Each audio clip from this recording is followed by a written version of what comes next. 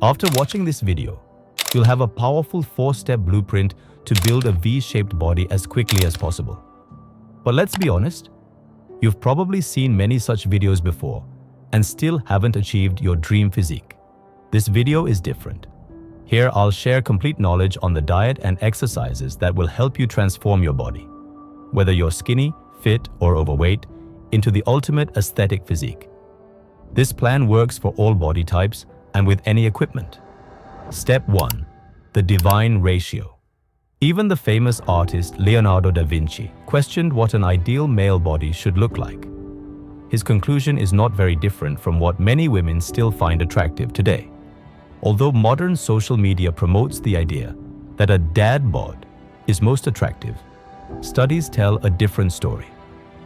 90% of women prefer a physique with broad shoulders, a wide chest, and a wide back.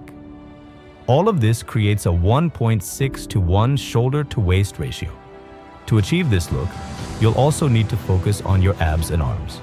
But before I show you the specific exercises to sculpt that perfect physique, let's move on to Step 2, testosterone. If you think this step isn't important, you're making a big mistake. Studies show that high testosterone levels accelerate muscle growth by stimulating muscle protein synthesis. It also reduces fat, increases energy, and enhances strength. You've probably heard bodybuilders say they don't even need to train shoulders because steroids raise their testosterone to such levels that their chest and shoulders grow automatically. So, if you want a masculine V-shaped body, increasing testosterone is crucial. Let's understand how testosterone is produced in the body so we can provide the nutrients it needs. Here's a chart showing how cholesterol converts into testosterone. We'll break this process into 3 stages to understand what the body needs at each step.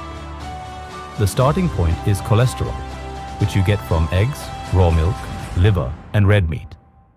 Then, enzymes convert cholesterol into testosterone. These enzymes need magnesium, vitamin D, and vitamin B6 to function. Finally, you must avoid phytoestrogens and seed oils like soy and canola oil. Step 3. Diet and supplementation. You've probably heard this 100 times. Diet is just as important as training.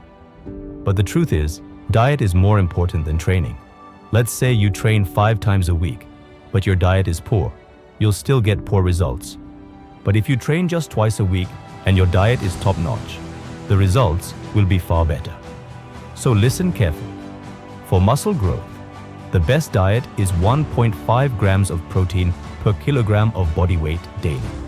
If you weigh 175 pounds, you need 120 grams of protein daily.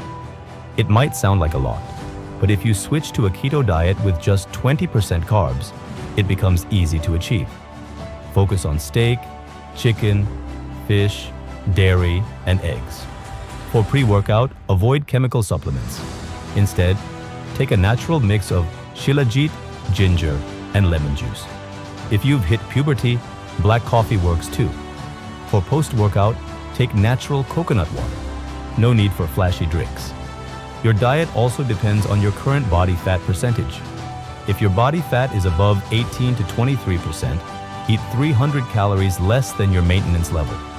If you're skinny and want to bulk, I recommend lean bulking, not heavy bulking, which can ruin hormones, appearance, mood, and health. Lean bulk equals 300 calories above maintenance every day. But always remember, whole foods and adequate protein are the keys. Now to a common question, should you take creatine or not? Simple answer. If your goal is to look more muscular, yes, you can take creatine. But in my opinion, it's not essential. Fitness influencers have created the illusion that muscles won't grow without creatine. I've taken creatine myself. And honestly, I didn't see a drastic difference to justify the potential side effects, like facial puffiness or hair loss, which I experienced personally.